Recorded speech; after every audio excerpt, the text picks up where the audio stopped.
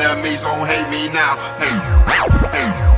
Enemies don't hate me now. Hate me now. Enemies don't hate me now. Hate me now. Enemies. Busters got some mana, but I handle that, so hate me now. Got the Louis Slugger, you better cover when I hit a foul. You better be so quick to get it hip when the pistol show. All my niggas get me creeping slow, and we on that blow. Told the two that I use, searching for an easy man. Demon in me wakes, now I shake and don't feel okay. Yeah, I'm terrified in my mind, so corrupted too. Feel so blizzo, hizzo, off that snizzo, but still keep it smooth. Evil prince, stay so blitz, peasy down with Psycho Mike. Scheming, leaning all throughout the night, down in Metro Height. Bitch, you getting sprayed from grenade when I pulled up here. Against the P, here with me, and we always going in. Waking, shaking in my bed. Hey, at least you pray y'all dead. Don't you rest so tears up, call your blizz up when I'm on my man. I face so much crime, stay inside. I have lost my mind. Please don't shoot your kids on, send you his on, get your miss online. Enemies so close to me, especially gon' hate me now. Motivated jealousy, but still I elevate somehow. Smiling face all in my space, deep inside you hating me. Take that loaded Glock 19 and kill that kind with courtesy. Enemies so close to me, especially gon' hate me now. Motivated jealousy, but still I elevate somehow. Smiling face all in my space, deep inside you hating me. Take that loaded Glock 19 and kill that kind with courtesy. Hate me now, hate me now. Enemies don't hate me now. Hate me now. Enemies. You hate me now, nigga, damn, I thought we was cool. You hate me now, I know you. You mad at me now, but all I view is laughing. Then chop a bullet, split him up like he a fraction. He ran up on me, think it's chicken, now he past tense. Yes, I am evil prince, but also Trey, so blast him. I catch him loafing, I'ma up the gun and let it bust. I got them niggas in the car ready to shoot shit up. You mention me, boy, I'm a killer, best not test your luck. Yo, bitch, a groupie, all up in my DMs tryna fuck. These niggas lying in they songs, you know they capping. I'm on the block, I put in work, you niggas slacking. My nigga get jammed up and then we go and post bail. But if your nigga run up, we gon' send his ass to hell. Ain't have a ruler, kept a Ruger when I was in school. I'm hitting ops with this stick like I'm playing pool. Handy manny in this bitch, we got all the tools. You hate me now, damn nigga, I thought we was cool. We was cool.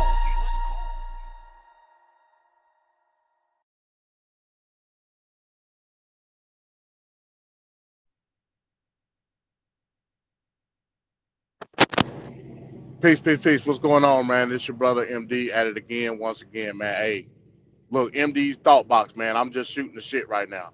I'm in the truck. Anybody know what a thought box is? It's a confined space where you ain't got nothing to do but think about shit. You know what I mean? In my instance, it's my truck. Some people, it may be their cubicle at work. You know what I'm saying? Hell, some people, it might be the damn jail cell. You know, it's all about perspective. You know what I mean? But shouts out to everybody, man. Hit the like when you come in the building. You know what I'm saying? Subscribe to the channel. We always got stuff going on over here at the arena. If anybody didn't get to see the last couple of days, go back and watch the last couple of videos. The arena books, Color, Communism, and Common Sense. Excellent audio book. And we got a lot of things out of it, and it sparked the conversation. What is bootstrapperism? You know what I'm saying? And if anybody want to come up and had the conversation with me, feel free to do so. What is bootstrapperism, right? What does the term mean? Where did the term come from? Why is it such an emphasis on bootstrapperism in the Black community? Why is it a negative connotation to certain Black people?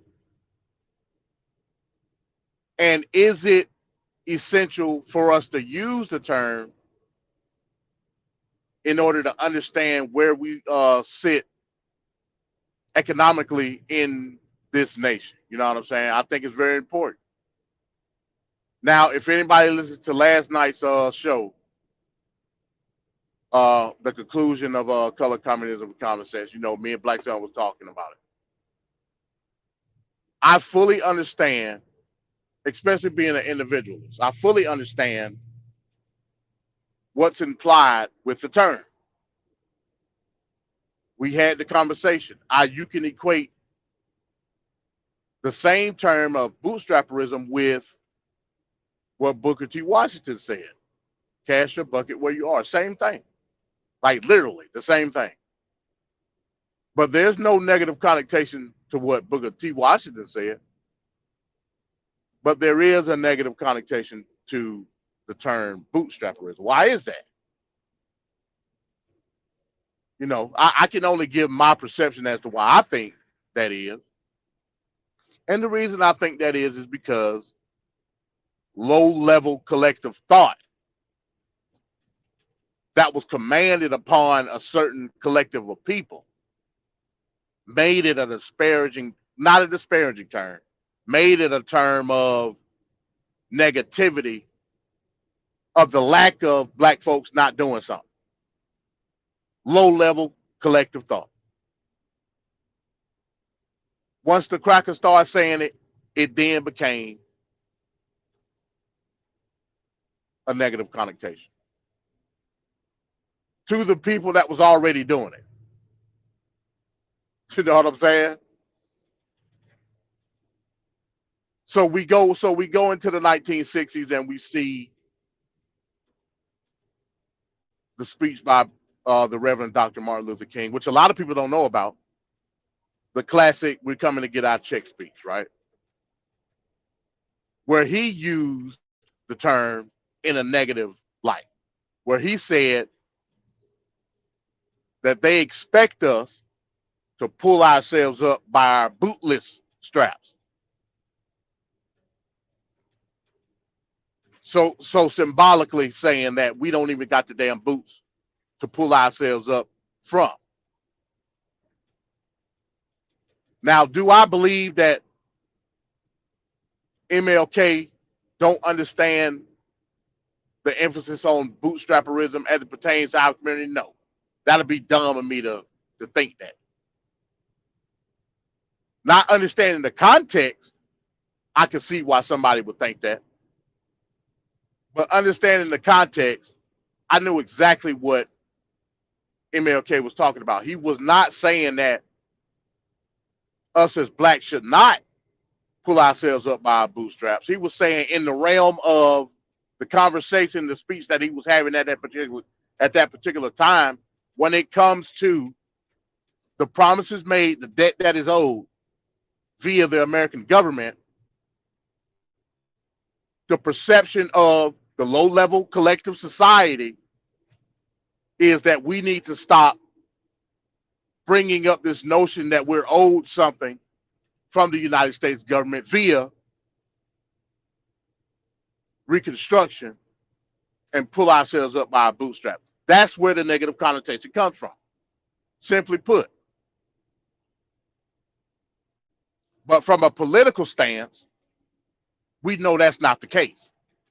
We know from a political stance, legally, the debt is owed. And as MLK said, we're coming to get our check.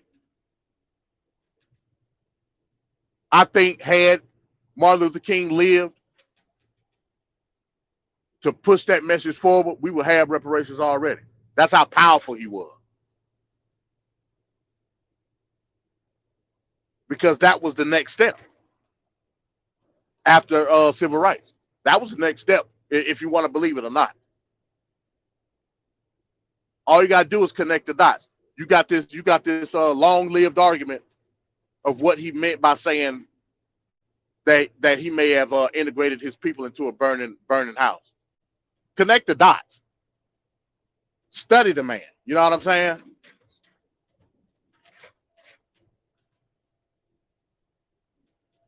Even the context of that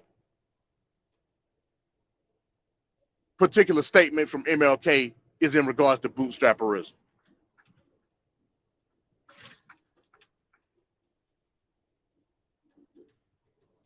it's a question that needs to be answered in the realm of where do we toe the line between being black and being American as it pertains to living our own lives here in America. You know what I'm saying? And if my because I'm driving, so if at any point in time I go out or I sound kind of funny, like somebody let me know in the chat.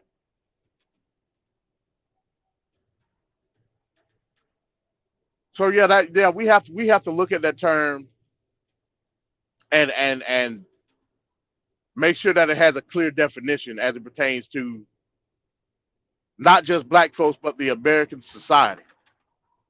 You know what I mean? And like I said, I could pull up the references now, but obviously I can't because I'm driving. Maybe that'll be something that I do later on. You know what I'm saying? But in any event, it's all good. So we're talking about bootstrapperism again. In Booker T. Washington's Atlanta Expo speech, when he was talking about casting our bucket where we was at, what did he mean by that? All he simply was saying is, through the talents of every individual black person, we can sustain ourselves via a community. Hell, through slavery, we got the labor experience anyway. You know what I'm saying?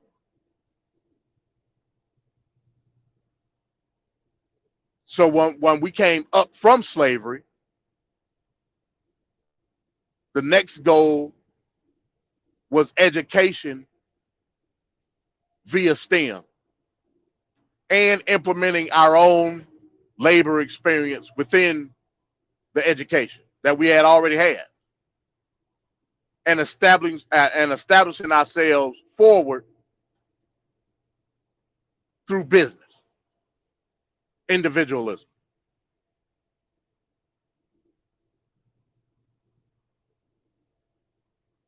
And not worrying about the white man at that point, worrying about sustaining ourselves first. And of course, the opposition, if you look at that as opposition, W.E.B. Du Bois saying, no, we needed strong, highly educated in the realms of philosophy, and things of that nature, a strong, highly educated central authority that was able to speak for all black people. And then the goal became integration. We just found that out in the book, Color, Communism, and Common Sense. Whether you agree with the viewpoint or not, that's irrelevant.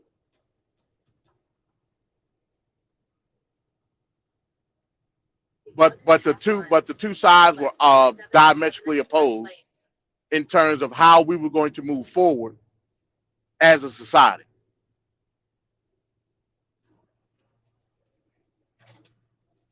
And it's weird because in retrospect, I look back at it, when as far as integration, you would think that integration would be a good thing because it's an amalgamation of a people to the American philosophy of living, the American ideal. You know, you would think that was the goal of integration. You know what I'm saying? It didn't turn out that way because we used integration to create a false standard of what a total society is. It's false. And all our shortcomings we based off that standard. And if we can't meet that standard, then we call it inequality. Whereas what Booker T. Washington was saying, hey, look, we need not worry about integration. Like, the only integration we need is through business and trade. We need to focus on building a sustainable society amongst ourselves, because that's all we know. How do you build that sustainable society? Through education, through skilled labor, through business. And then you got something to bring to the table with the white man. I don't care about sitting in your restaurant or going to your school or any of that. The only color that brings us together is green.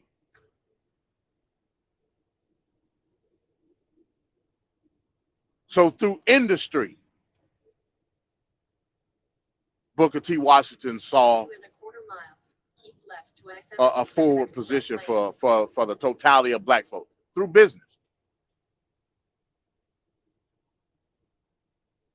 Now, of course, we know all black folks can't hold one business. That'll be idiotic to say. Some people think that, but that'll be idiotic to say.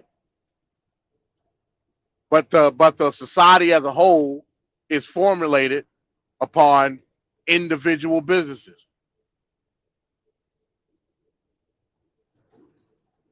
I mean, that's how it sustains itself. Then through investment, you create institutions, schools, libraries. You maintain or create infrastructure. That's how a capitalist society works amongst itself.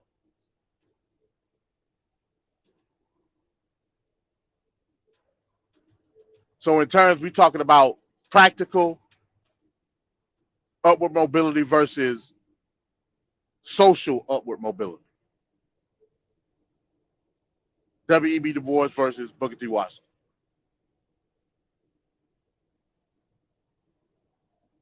I would say at the end of the day, social upward mobility won.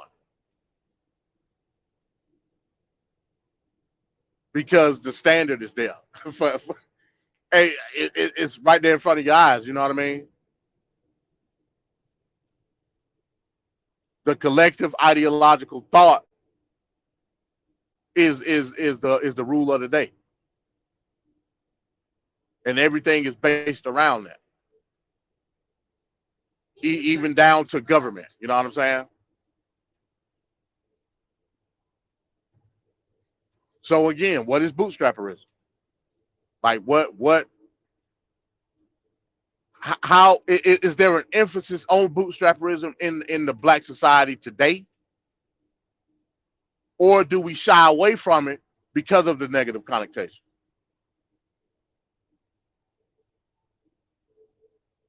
And is the shying away from it the ultimate detriment of the totality of the black society?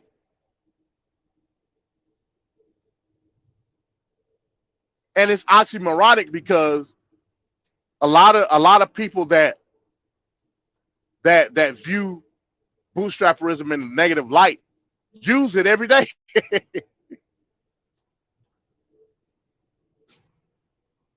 That's the crazy part about it. They'll use bootstrapperism in its simplest form every day and turn around and shun it because of the negative connotation. And look, like I said, I agree. I believe that the term bootstrapperism has a negative connotation. That's why I don't use it. Me and Black Son had this conversation yesterday. That's why I shy away from the term. So I'm a victim. I'm a culprit of it too. You know what I'm saying? But it's because of the low-level collective thought through a system or through an institution of white supremacy that it is looked at as a negative connotation, period. That's the only reason. The only reason. Because by using logic, you would then have to say, when Booker T said, cash your bucket where you are, that's a negative connotation. Because it's the same exact thing. It means the same thing. Like literally.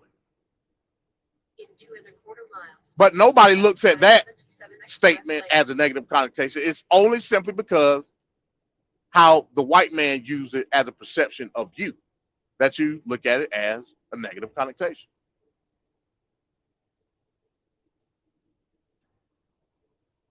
But again, low level collective thought versus low level collective thought.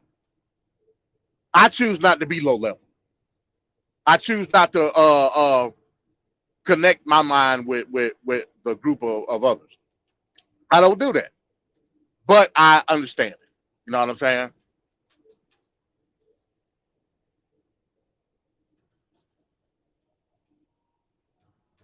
So we have to pinpoint certain aspects and have discussions about it so we get a better understanding.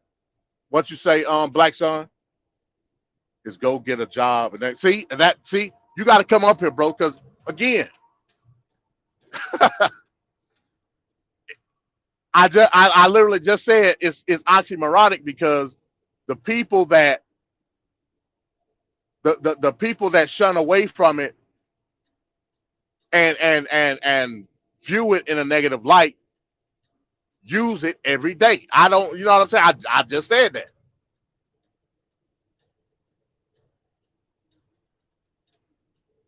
I just said it.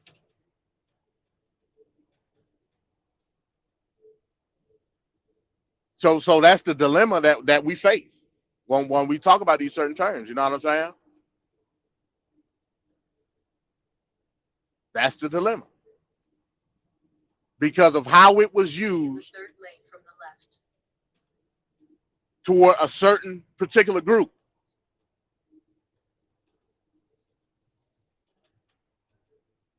We look at it as a negative connotation. Like I said, when the white folks was using the term in a negative light toward us, we we were pulling ourselves up by our bootstrap. But because we were trying to get political and trying to gain some political leverage, then they start to use it negative. You know what I'm saying? Well, we were doing the same exact thing what they're saying, but they got to know about it. Stay out of that. Just work. You know what I'm saying? So the contextuality of the term is important.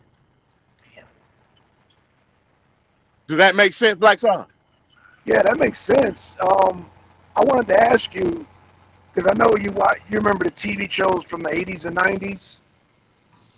When a Yeah. person when a person wanted to insult you, and I remember that going through this in school, they'd be like, "Man, go get a job. Man, get a Yeah. job." If they wanted to insult you, but I mean, getting a job is a good thing. But if you get in an argument Yeah. with your son or your dad or somebody, they're like, "Oh, that's why you just need to go get a job." You know what I'm saying? The old people, they would be quick to say that back in the 80s and 90s. So do we not go get a job? What was it? Go get a job, you lazy bum. No, You know what I'm saying? no. It was just go get a job. No, it wasn't even lazy bum. Go get a job by itself stung if you were, Oh, I underpaid. get what you're saying. I get what you're saying. So basically, what you're saying is it was looked as an insult of Yes. practicality by telling somebody to go get a job, even though they may have a job already. Is that what you're Yeah. saying? Yeah, I would hear it a lot in the 80s and the 90s, especially on black sitcoms. Black sitcoms were notorious for that. They would say, man, or like even going to school, people would just say it. Like if they wanted to like insult you in a passive aggressive way, they like, man, go get a job. You know what I'm saying? So And so so so is that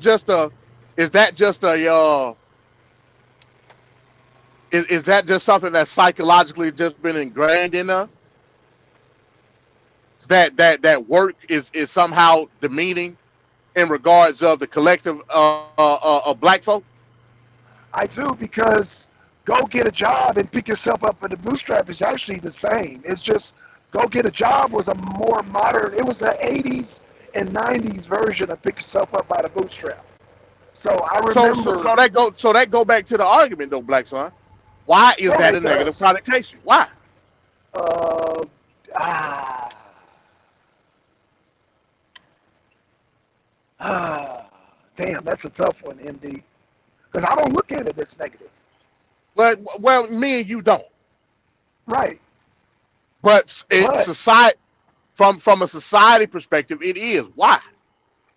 well, I think because it's a kick them while you're kick somebody while they're down moment. Like if you know if a person can't get a job or they're trying to get a job and they're not getting a job, then you will hold that over them. Well, you just need to go get a job. You know what I'm saying? And then, you know, I mean, it's tough, bro. But I remember again back in the 80s and 90s, that was the 80s and 90s version of pick yourself up out of bootstrap. And I remember, and the last I heard of that term, I believe Martin, he was arguing, him and Gina were arguing, and then Tommy jumped in, and then they were like, yo, Tommy, go get a job. You know what I'm saying? And I was like, that was the last time I heard that on the TV show. Every time there would be an argument, and if Tommy jumped in, they would tell him to go get a job. I don't know if you remember that. Because you know Martin. Yeah, of course I know. I grew up with Martin. Man, Martin was a mainstay in it. What you remember with Tommy, right? Tommy, the whole thing was Tommy, you ain't got no damn job. That was Right. the whole joke, right? Right. But yet Tommy had all this money. They were trying to figure out where Tommy getting all this money from. Right. Right. Tommy be like, I do got a job. Right. So in the perspective of the joke itself, we were to believe that Tommy didn't have no job. Right. Tommy saying the whole time, I do got a job. Right. Tommy had a car, money, Right. He's all that. always fresh. Right. He's always dressed. Always right. fresh. Right. So the Clean negative cut, yeah. connotation is, Tommy, you ain't got no damn job. Right. That was insult. Right. Why is that perspective in the black society like? Why is that negative? You know, we really need a female perspective up here because I'm giving you my perspective. And then, let me tell you something else too. Does that term, and this is just a question for you, MD, does that term come from the military? Because I don't see nothing wrong with it. Most people, military-minded people, don't see nothing wrong with it. I mean, like I said, I was doing a little research on it last night. I can't pull enough. I'm driving just like you is. Okay, no problem. No, So that'll be something. Yeah, that'll be something. No, it's not actually a military term. Okay. It's actually a term. I want to say it's either the turn of the from the 19th to 20th century term, where all it was a term of hard work. It was a term used by white folk as a sign of hard work, meaning. Okay. So you remember the boots that they used to wear back then, like you know what I'm saying, the work boots. They still do. They still do. With the strap on the back of it. Right. Meaning pulling yourself up by your own bootstrap, something that's physically impossible. You can't do it. You know what I'm saying? Right. But the term in itself is there to imply hard work. Right. Pulling yourself up, pulling your own weight up by your own feet, i.e., hard work. You know what I'm saying? That's all it simply means. Can we get And back it was used by industrialists. Can we make this more simple? Why did they use that term with Tommy? Even though Tommy worked, you know what I'm saying? Tommy, paid his way. He had sharp clothes and shit. Why? I don't know. Every time an argument jumped off, everybody would turn around and say, Tommy, go get a job. No, what it was Tommy would be like, they'll be talking about something or whatever. Tommy would be like, yeah, I go. Let's say, for instance, like Tommy was supposed to go get something. And Tommy would say, oh, I get it when I get off work. And then that was a joke. Then everybody would say, Tommy, you ain't got no damn job. And that'll be the joke. Right. You know what I'm saying? But all the while, the mystery is, do Tommy work? Do Tommy don't work? Tommy obviously saying he got a job. He obviously got money. Right. But the butt of the joke here, Tommy, you ain't got no damn job. You know what I'm saying? Right. We never had any implication of Tommy not having no job or having a job. That was the mystery behind Tommy. You know what I'm saying? But that Right. was a joke in and of itself. But I understand the point of why is that viewed negative, even if the man saying he got a job. Right. What's the negative connotation behind telling somebody that they ain't got no damn job or go get a job? Right. Right. I mean, Um, that's the question that's being asked. I'm with you, brother. I don't know. Like I said, I remember that. You know, like I said, that's the best, most modern example is Martin and Tommy. So, you know, by you bringing all this up, you know, you talked about Martin Luther King and Booker T. Washington, and I said, well, hell, let's get modern with it. You know what I'm saying? And then I remember, like I said, go get a job was the negative connotation. Like people would fight over that. You know what I'm saying? People would get into fights. People would argue. People would try to demean and insult you. Man, you just don't need to go get a job. You know what I'm saying? And if So, you, but we got. Oh, go ahead, go ahead. oh no, I no, I thought was you go saying ahead. if you were a certain age and you lived at the house with your parents, oh, you're gonna hear that constantly. You know, As you should. So, with I that being mean, right, said, again, so as that being said, let's use logic. Is the overall perception of black folks that they are lazy? Is that's why? that was the. I mean, if you know your history, you know that black people, man, I mean, damn, I don't know how that book was passed to us because, you I mean, we know, just watched Birth of a Nation, didn't we? we did, How but did they perceive black folk in the they Congress? perceive us as watermelon eating, kick our feet up, you know, like J6, kick our feet up, taking over Congress, and all we do is eat chicken and fried water. I mean, I would say fried watermelon and fried chicken, and we lazy, basically. Basically, we lazy. We don't want to work. That's how they view us, which is weird because we came right out of Fresh out of Reconstruction, slavery. fresh out of Fresh out of slavery, slavery. right into goddamn Reconstruction, right into goddamn sharecropping. So it's like I missed Whether that we had now. time to be lazy. Right, that's I'm trying to figure out. It's like I said, you know, the history. We didn't have time to be lazy. Hell, we were the original Mexicans. So So we're again, that's why I said low level collective thought that's right, racism. That's from right. a Yep. centralized entity. Right. And you fight low level collective thought with low level collective thought, meaning you take the term bootstrapperism, how they perceive bootstrapperism upon you, and then you reciprocate it or you project it to the rest of the collective. I.e., nigga, go get a job. Right. Right. Right.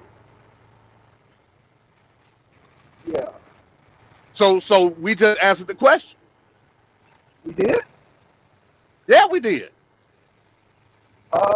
Okay, 'cause I'm still okay. Well, damn, you got to slow it down for me because I'm still okay. I went past the damn stop sign and Hey, don't crash or nothing, man. I see. No, not literally, but figuratively. Okay, all right. So Figuratively, listen to no, me no, again. not literally. Yeah, not literally. Listen to me again. We just talked about Birth of a Nation.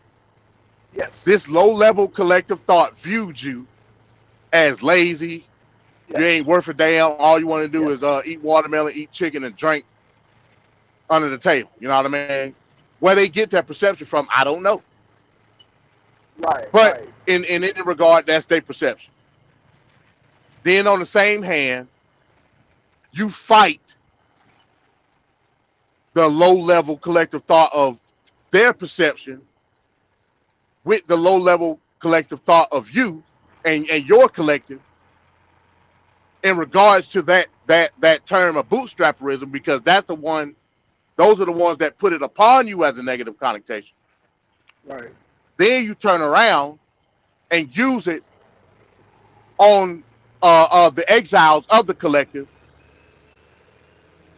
by saying that bootstrapperism is something negative and we shouldn't go by it, even though all bootstrapperism bootstrapperism is work. So Right. again, fighting racism with counter racism through the lens of racism. So the cracker said that you ain't worth a damn. You don't want to work. Pull yourself up by your bootstrap. Right. You say, hey, look, that's not true of me as an individual. I'm going to pull myself up by my bootstrap to show you that it's not true. In turn, through the counter collective culture, Right. Negativity. by you right. doing that, you fucking up. That's where the negative connotation comes from. Right. Right. Yeah. But isn't America Again, low-level collective thought versus low-level collective thought. I agree with you on that, but isn't America as a... Well, I was going to say, how's my mic, man? I think I'm breaking up. What I was going to ask you good. MD, was, isn't America based on that philosophy as a whole, no matter what color you are? Yeah, well, that's not the point. The point is how they put the perception of the term on you. They gave you the perception of not using that ideology of America, of Americana, so to speak. They put that on you through false means. You know what I'm saying? They don't have no. Wait. Slow down. Whoa, slow down, MD. You're I saying... don't understand. Go ahead. Okay, yeah, I'm lost. Because damn, you said a lot. You said a mouthful. You're saying they putting the connotation on us. And I just asked you, isn't that the basis of the American dream? I'm gonna work hard. I'm gonna, live the American dream. But in order to do that, you have to you have to work hard, basically. So that ain't the point, though, Black Son. What is the point? Okay, I'm lost, again. Listen to me again. I'm listening, bro. We understand that is the basis of this society that we live in as Americans. We understand that totally. Yeah. In fact, during Reconstruction, the false narrative behind the low-level collective thought of the white man because of our political position.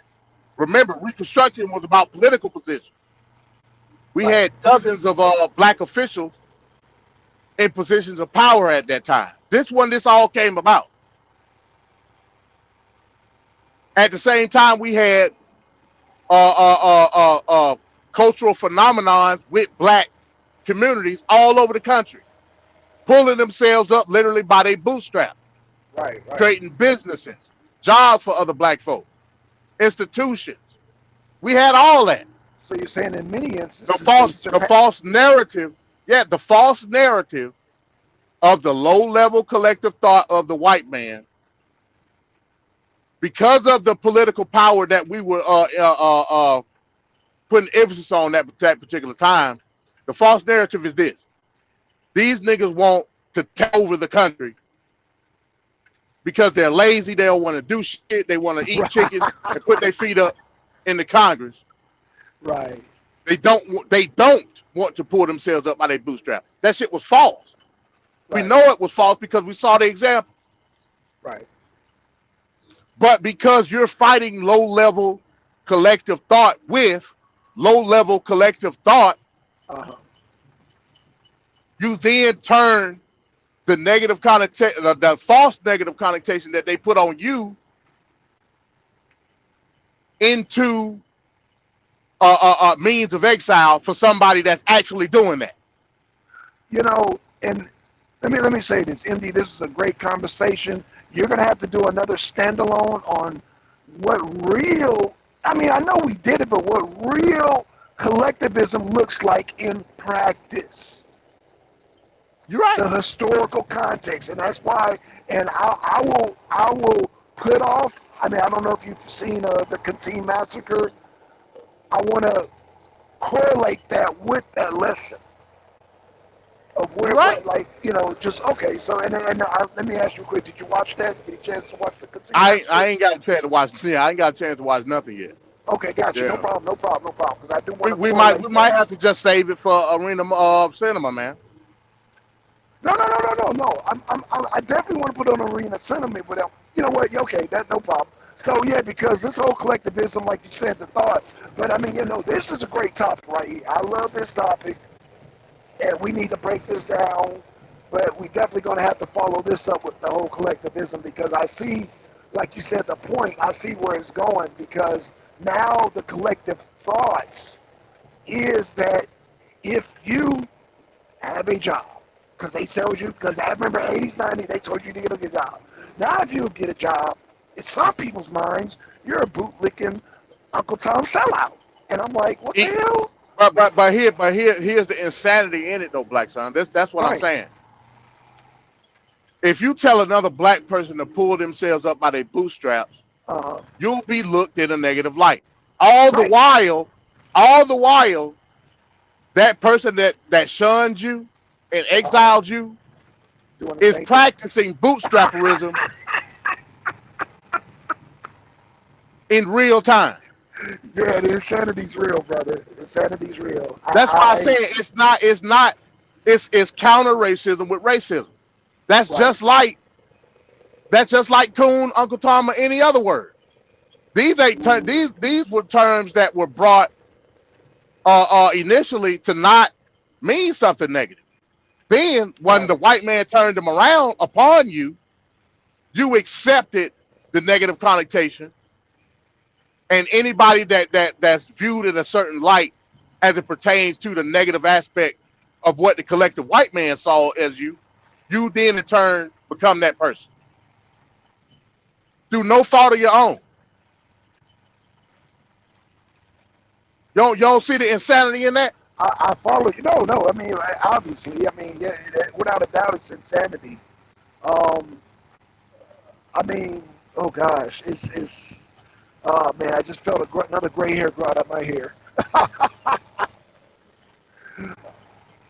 The insanity is clearly there. Yeah, it's insane. It is clearly insane. So when it comes to bootstrapperism, it's not the act that's the problem. It's the term in and of itself. Right. So you're saying just like the term nigga, we shouldn't just use it because, or tell people, and it's funny because, the term go get a job, that kind of died out. I don't hear that no more. I don't hear it on sitcoms anymore. I don't hear it even on Tyler Perry. I don't hear it. You know what I'm saying?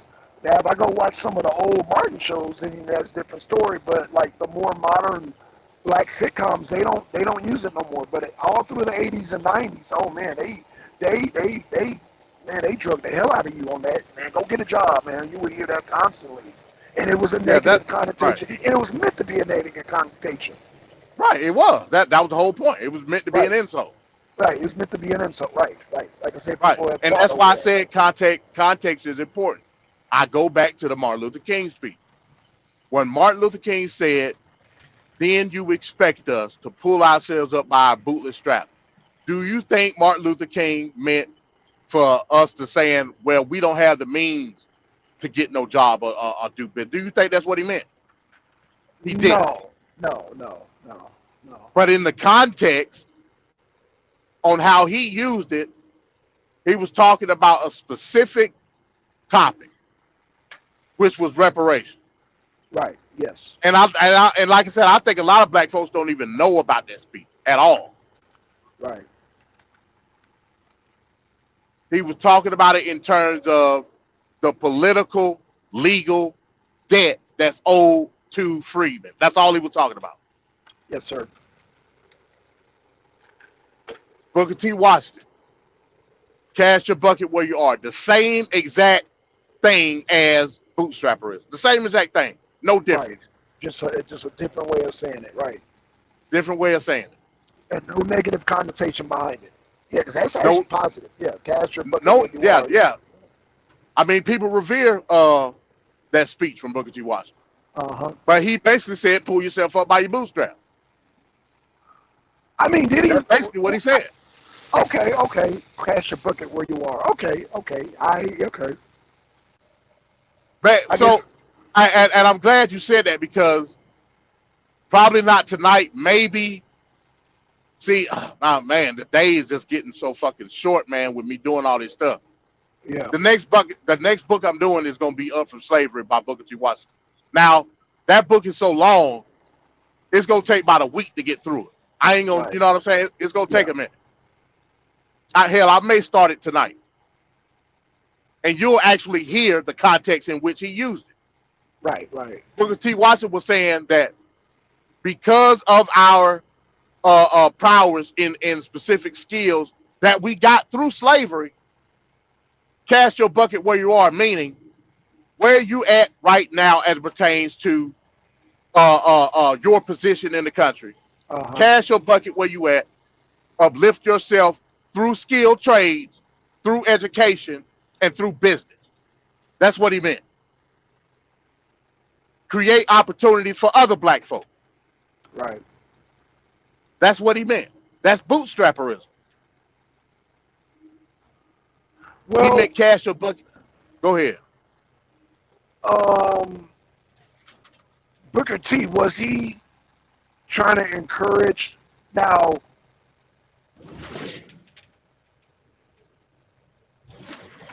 So he would okay. I'm trying to. Actually, go ahead, man. Let me get my thoughts together because I'm trying to. This is really an intricate conversation, and I don't want to. All right, so Uh, when Booker T, all right, let's talk about education first. okay, let's do that. When Booker T talked about education and he founded the Tuskegee School, his emphasis was put on, okay, we already got the skill, we already got the labor part down. Right. We need the means to implement the skill. How do you do that? That's just like saying I know how to put a wall together. I need to learn how to build a house. Right. I already know how to wire up an outlet. I need to know what lines to pull in order to do it. That's where STEM come in. That's what Booker T meant by education. We needed the other half to put the whole skill trade together. We already had the labor part down. Now we need the implementation of the labor. That's where you get STEM. Right. Once you got STEM, then you can create your own industry. We can be skilled tradesmen in order to build a society. You build that society through the business of you being a skilled trader.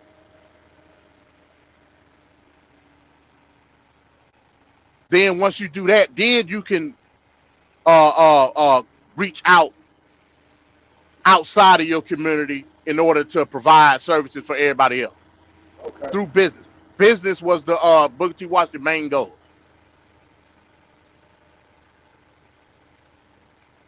That was the objective. So when he said cast your bucket where you at, cast your bucket in your own community, build business in your own community, lift yourself up by your bootstraps, by garnering the skills in order to provide for yourself first, and then create opportunity for everybody else. Okay. That's what cast your bucket where you are means. Like I said, we'll get more context to it when we go through Up from Slavery. Okay. It's the same thing as bootstrapperism. Same exact thing. As a matter of fact, in business vernacular, they actually use bootstrapperism as it pertains to business. Like, you ever heard of a bootstrapping business, meaning that you create a business based off your own individual assets and resources. So let's say I wanna make I always use the basket analogy. I'm making baskets to sell. I got the sweetgrass to make the basket. That's me bootstrapping a business, right? Right. Then you got other businesses that use venture capital. Venture capital, like investment firms, like Shark Tank, like the show Shark Yeah. Tank. Uh-huh. Hey, Right, look, I right. got this idea, blah blah blah, this and that. Through bootstrapping, this is how much I made. Are you willing to invest in my business? Yeah, I'll give you $1 million for for 60% of the business. Right. All that shit is individualism. All of it. Yeah, absolutely. So they actually use the term bootstrapperism in business today. Like Bill Gates, Apple, and fucking Microsoft, that was a bootstrapping business. They did that shit out of their garage. Amazon, that was a bootstrapping business. He did that shit out of his garage with his own resources. I see where you're going. Right, right. Whereas a company like let me see what's a big company now.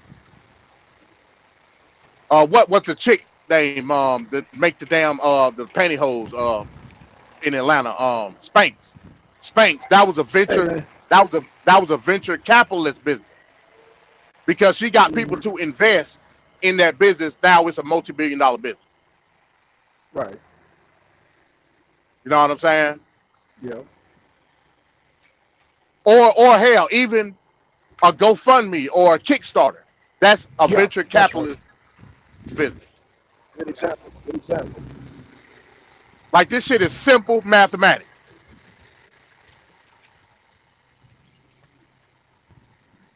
But the collective, low-level collective mind Negro, I'll tell you that's socialism. No, it's not.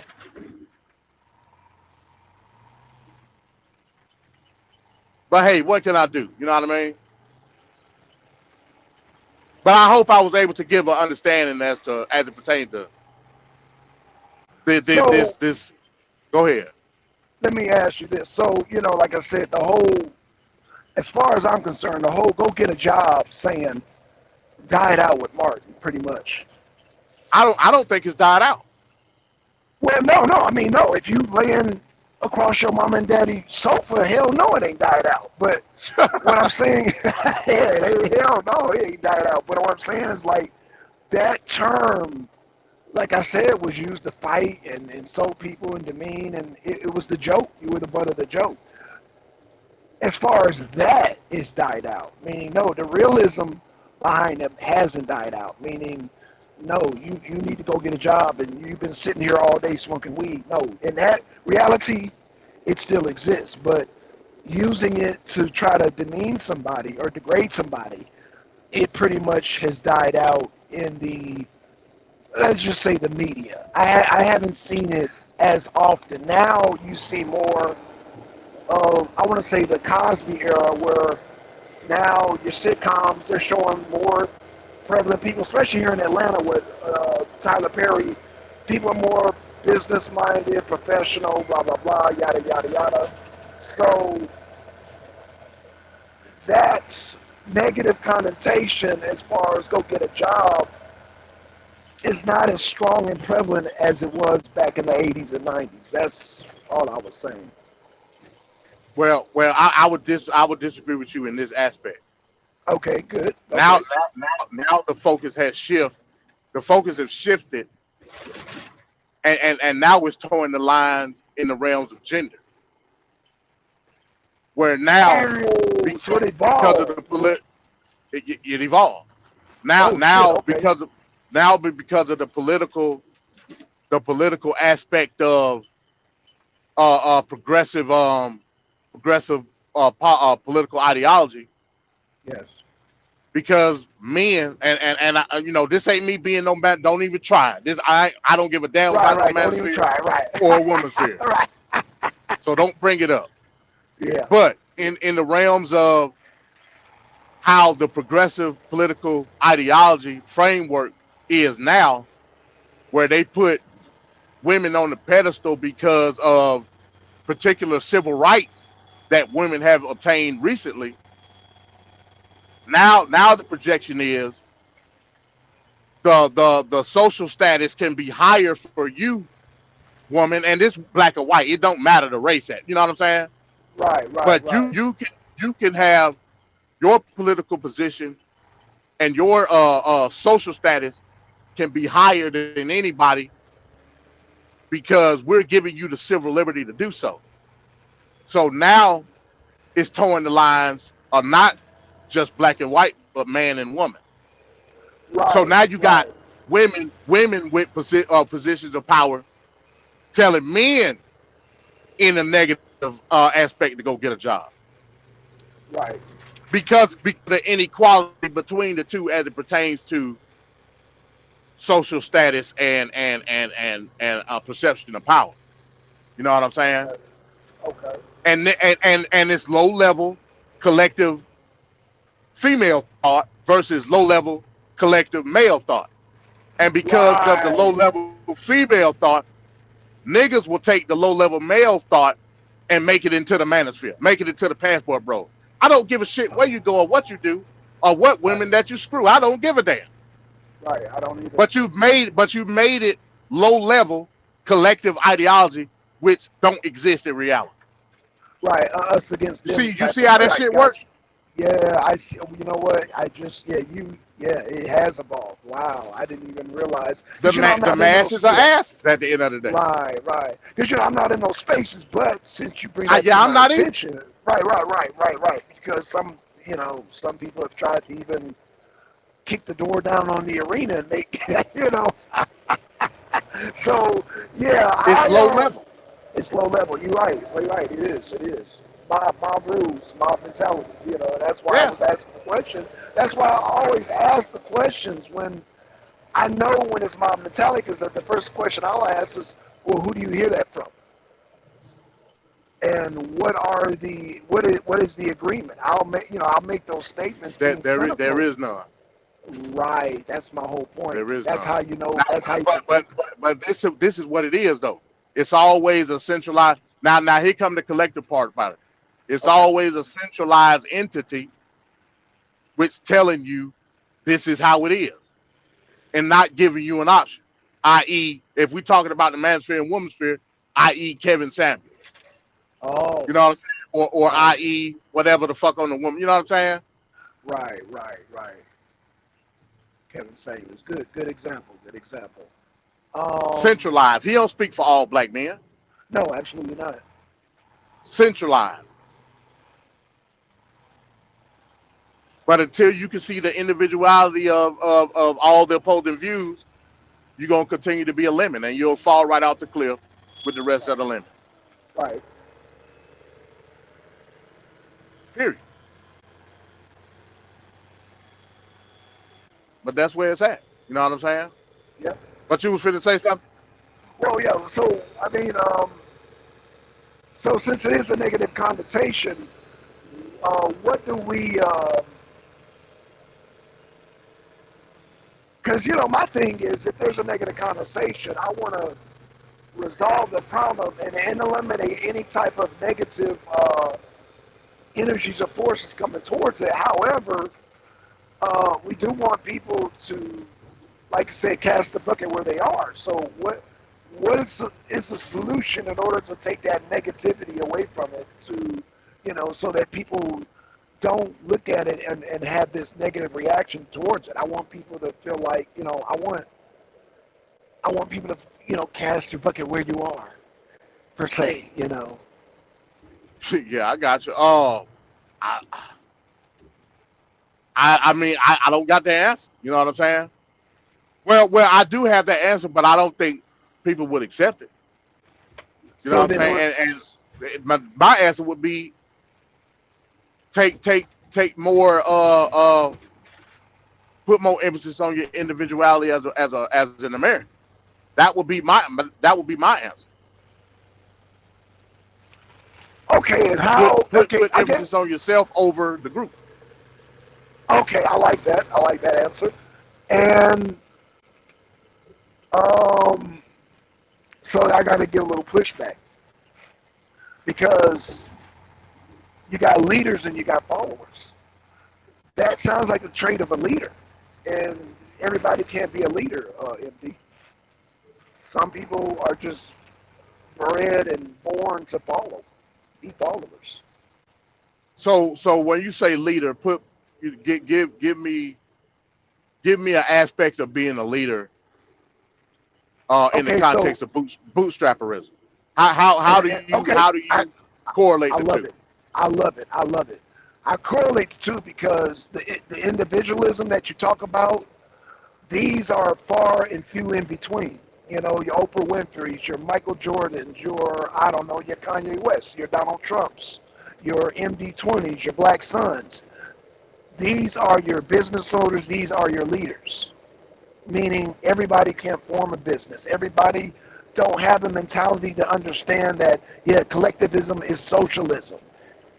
You know, in order to study, you know, world leaders, you have to understand world leadership and history and how this applies. That's why when people say, oh, well, what's this got to do with communism? Okay, well, then you're a lemon. You're a follower. You're not meant to be a leader.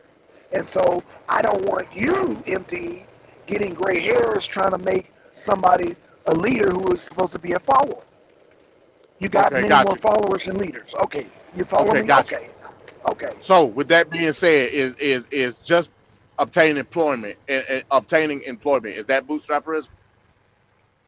It can be on a certain level. It can be. Like a person. I say it fully is bootstrapperism. It's what? I say it's fully bootstrapperism. Yeah. No, absolutely. It is. It is. If you're, again, it's levels, but yes, it is. Yes. To answer your question, yes. Okay. So with that being said, I understand the aspect of leaders and followers. I totally get that. But I'm saying is you could be a follower and be in control of your own destiny at the same time. I disagree with that. I disagree with that. No. I disagree with that totally. Now I'm using follower in the aspect that you use. Followers cannot. In this aspect, I'm using followers cannot operate without a leader. Like they can't even do a simple job without, you know what I'm saying, leaders or a supervisor or a manager constantly, you know what I'm saying? It's like I've actually seen people where they constantly either go into the supervisor or the manager, they're all up under him. Oh, you know, it's just like they need that validation. They need that in order to function. They need to kiss ass. They need, you know, that constant validation from either that supervisor, that manager, or even from their peers in order to function. So what you're saying is that from a society aspect, yes, there will always be the independent versus the dependent. Yes. Oh, okay. Yes, so absolutely. That's a whole nother topic. Oh, I'm sorry. Yeah, I didn't mean to. Yeah, I'm sorry. No, it's all good. Yeah, it's all good. It's all good. I don't want to change the topic. I do not want to change the topic. But in that aspect, I damn sure agree with you. Okay, well, we're gonna have to. But that is a whole nother topic, though. And it is. And that bust any type of conversation talking about equality versus inequality. How can you have equality amongst some people that's independent and some people that's dependent? How? It's not possible. No, it's not possible, and that's why when people say, "Oh, well, American is an unjust system," no. First of all, we got to understand and get this nonsense notion that all men are created equal. All men are not created equal. That's a bullshit. Yeah, you're right. That's bullshit. You know what I'm saying? All men are created equal based off of the inalienable freedoms that they have as men. Period. We're right. Equal in terms of our freedom. What we do with our freedom defines the man. Independent versus dependent. Okay, I want to touch on something, and I want to make sure I stay within the context of this conversation. Go ahead. So, all right, so we're talking about bootstrapperism. Okay, so bootstrapperism can go across the board, meaning no matter what you do in life, whether it's drive truck or janitorial, you gotta work for it. You gotta work for it, right? You gotta work. You gotta have the drive. You gotta work. Okay. When a person's when a person is looking at another person's wealth, and this is actually relating to what was said in the book last night. You know, they'll attack the black business owner. I'm trying to wonder how, like, people will argue, oh, we unjust because maybe this person is working, because first of all, different occupations require different incomes. Right. You know, like I said, if Different you values in the position. different values in the position. So you got people talking about unjust inequality pay and this and that, and it's like, no, you got different types of occupations that some are more dangerous than others. Like I said, I don't remember if I ever told you about, yeah, I had this conversation with Lex Vortex. I said, Lex, there's these antenna tower repair people. They have to climb up almost a mile in the sky. One wrong move and they got safety gear now, but basically everybody's not going to do that job because some people are scared of heights. You follow me? Right. Those people get Some paid. people are not physically capable of doing that job. Thank you. So that person shouldn't get paid the same as a person who is, I don't know, flipping burgers, okay? And I think I got into that conversation with Lex about, he was saying, and then Lex, if you're listening, you can jump on, because I don't want to misquote you, but I'm paraphrasing. He's saying that we should all have equal pay. I said, hell fucking no. Because every job is not equally the same. Every job has different risk. Every job, don't have the same skill, the study. Like a dentist should not get paid the same as a grass cutter. What the fuck are we talking about here? In a collectivist society, that's what it would be. But in a collectivist society, in a collectivist society, there is no sense of value in any job because it's all for the self-sacrifice of the common good. So there is no value. There's no such thing as value. Period. Right.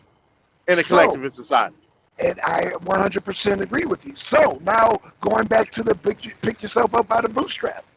In order to, because one job is going to be more valuable than the other. So in order to go from that grass cutting job to be that dentist, you got to pick yourself up by the bootstrap, MD. You follow me? So that's called upward mobility. Well, in order to have upward mobility, you got to pick yourself up by the bootstrap in order to. I don't disagree with you. Okay, so, but again, to me, it's not a negative connotation. Like, okay, well, I want to be a dentist. I want to make them $80,000 a year, just like whoop-de-whoop. So like MD. I want to be a dentist just like MD. MD's making all this damn money. This is not fair. Well, I got to pick myself up by the bootstrap, go to school, get that student loan, and goddamn study to work to become that dentist like MD. I can't just be worrying about MD's pockets. Oh, this ain't fair. Oh, I should get paid the same as MD. I'm cutting grass and you're doing dental work. Like, that doesn't fucking make no sense. That's unfair. You follow me? Right. So now I got to pick myself up by my bootstrap because I want to make the same money MD's making as a dentist. So now I got to pick up about the bootstrap to become a dentist. Hey, preach to the choir, bro. I know. But I'm trying to simplify it. I'm trying to simplify it as much as I can. You know what I'm saying? And that's the dilemma that we face. Right. You know what I mean?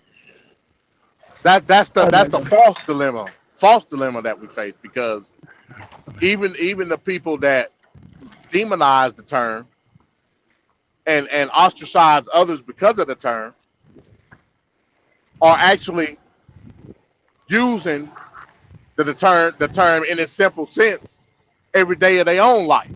Right. That's what I'm saying. Right. So again, because you're addressing this because of negative connotation. But like I said, terminologies and all that, the action can be looked at as a positive. Like I said, I could pick myself up by my bootstrap and I could become a dentist like MD, and now I'm making money instead of complaining about how, well, like you said, because in the collective society, my dental work, in fact, I'm going to give you a real life scenario. You know, dentists, you know, they brag about how Hey, hold it down real quick, Chuck. Hold it down. Hold it down. oh, no problem, no problem, no problem. So I do want to use an example of Canada. People always brag about how Canada got socialized medicine, universal health care. Oh yeah, Canada, we got the best in the world. What they're not telling y'all is that Canada doctors have left in droves because they cannot sustain this equal pay and this, you know, when I say they can't sustain, I mean in that America offers them buku amount of dollars and bucks to come here for their practices, whether they be doctors, dentists, whatever, doctor, dentist, you know, what have you, right, specialists in the healthcare industry. Shout out to Yanga. You know, Yanga did a stream last night, man. I gotta give a shout out to him. He mentioned how they almost tried to kick him out of the hospital because they were having a dispute over his insurance. What they're not telling you is that if Yanga was in Canada, you have to wait. You have to wait for a very, very, very, very, very, very, very, very, very long time because there are buku people with buku injuries that are having issues getting into the hospital because there are so many people in it because of the system of the socialized medicine. So, I say that to say this, y'all. We have to pay the doctors more money because of their skill set. We cannot lower their pay to equal your pay, that it has to be, oh, this collective, society, we all have to have fair pay. It's not going to work like that. It's not going to work like that. So in relations to MD's topic, yeah, you would have to pick yourself up by the bootstrap in order to get that better pay, to get that better position and whatnot, you know. Now, why would anybody look at this as a negative connotation? I would say that they don't understand the economics. They don't understand the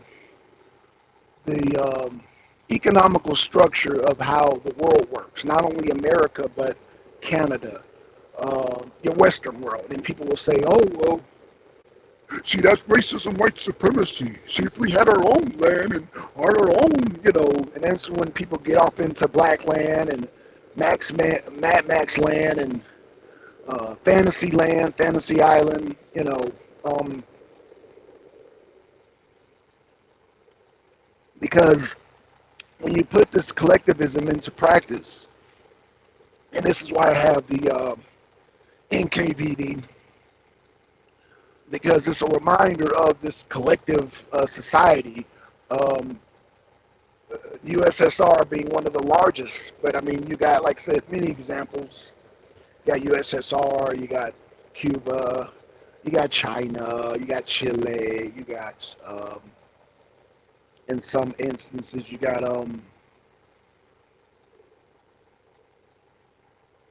South Vietnam, North Vietnam, you got Korea, and you can go all around the world and try to see where they talk about for the people and this collectivism, and people don't know the depth and reality of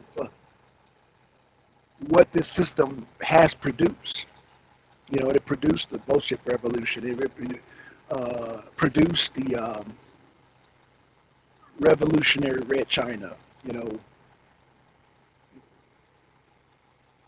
And people they don't want to associate this with communism or socialism because they only know the surface and they just know it's bad, but they don't know that these societies that America deems evil and, you know, socialism, communism, they are the ones that put collectivism into practice. And this was the result.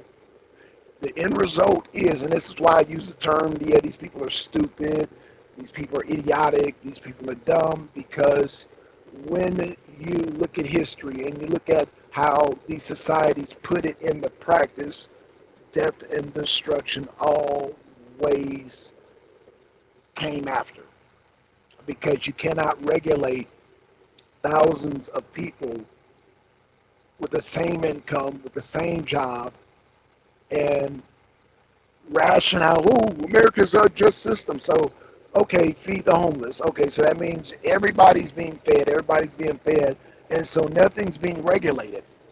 Because nothing's being regulated, now we have food famines, and this has happened in the Soviet Union. This has happened in China. Hey, MD, what's going on, man? Yeah, I'm back. My bad. I had an important call. I had to. No problem, no problem, no problem. Now keep spit. Yeah, but I was just telling everybody that, no, these societies, see, when people tell you, oh, MD, why are you using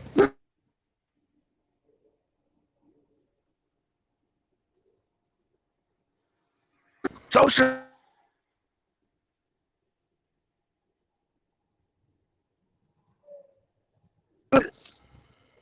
That's why he keeps bringing it up, because he can point to reality. When history has shown us time and time again, this is what happens when you have a just society, when everybody has equal pay based on how y'all keep saying, oh, this is an unjust system. No, go move to China, go move to Russia, or at least just learn the history, because some of y'all are just talking out of y'all asses. Some of y'all talking out of y'all asses. So yeah, that's the gist of it. That's why I say, people wonder why you keep bringing up socialism, communism, because those have histories where you can point to. So yeah, that's where I'm at with that, y'all.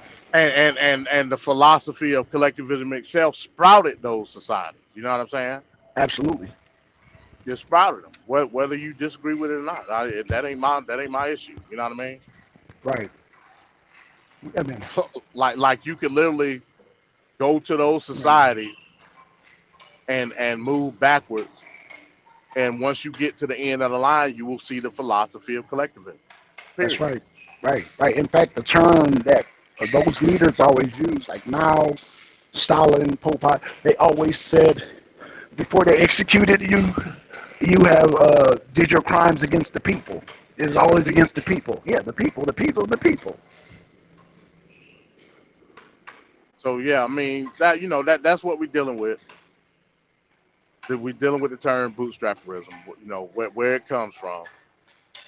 What's the reason behind the term? Where did the negative connotation come from? And is it a aspect of individual self-reliance here in this country? Yeah, but Of even course, of course, is self-reliant. Of course. well, not only is it self-reliant, MD, but you just showed, like you said, with Bill Gates and the startup companies and all that. Because I just use a simple, okay, I want to be a dentist just like MD, but bootstrapperism could you be using a positive connotation. Even like you said with your startup with Bill Gates and your other CEO types, yeah, the bootstrapperism with the whole business. I didn't even know that part. Yeah, that's a good example. Yeah, I But mean, again, and they literally use that term bootstrap when it comes to business investment. They literally use it. You know what I mean?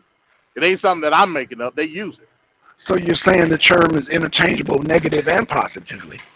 Well, there is no the negative connotation when it comes to bootstrapperism comes from a falsehood. That's what I'm telling you. No, I agree. So from that aspect, yeah, it's negative, but there is in reality no such negative perception of the term. It's made up. Got you. Okay, that I'm in definitely agreement with you 100%. You know what I'm saying? Again, I keep going back to it. Low level collective thought versus low level collective thought. It don't exist. Right. You know what I'm saying? You having a group perspective is impossible. That's right. You know what I'm saying? Yeah. That's what I mean by it don't exist. How do I know having a group perspective is impossible?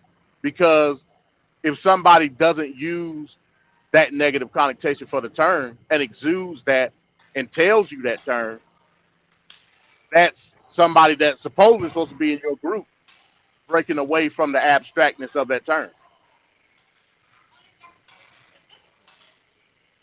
It's simple. That's right. But in any event, man, yeah, I just wanted to chop it up with y'all, man, in my thought box. You know what I'm saying? And yeah, man. I might again, like I said, I might. It all depends on how the day go. I might start Booker T. Washington up from slavery tonight. I might just do that. Go through a couple of chapters of that, and get ready for Arena Abroad tomorrow. I just wanted to come up here and chop it up with y'all. You know what I'm saying? But in any event, yeah, that's all I got, man. You got anything else, Black Son? No, that's it, man. Great analogy, man. Great breakdown. Um, No, no doubt, no doubt. yeah, yep. Yeah. Oh, shout out to Yanga too, man. Yanga did a video last night.